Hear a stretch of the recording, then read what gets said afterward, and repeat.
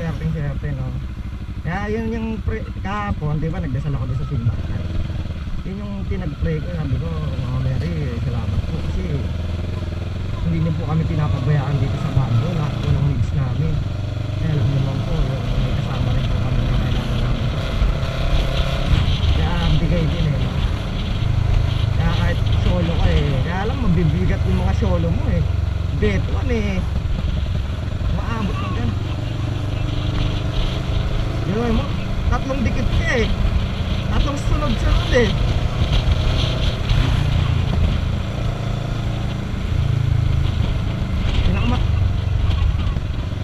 Pinakamalaki natin panalo kagabi kahapon.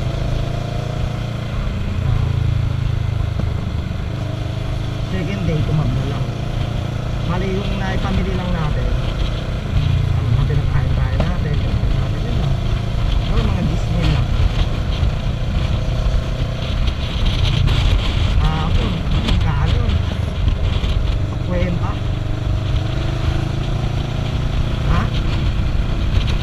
Yung 40 na natira ng ano ay sobra lang ng 6,000, bali 46 lang.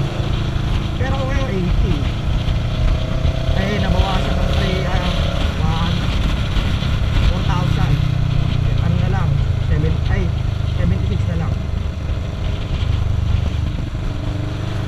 nabawasan eh. Di ba 1,000 yung kagabi, 3,000 kanina.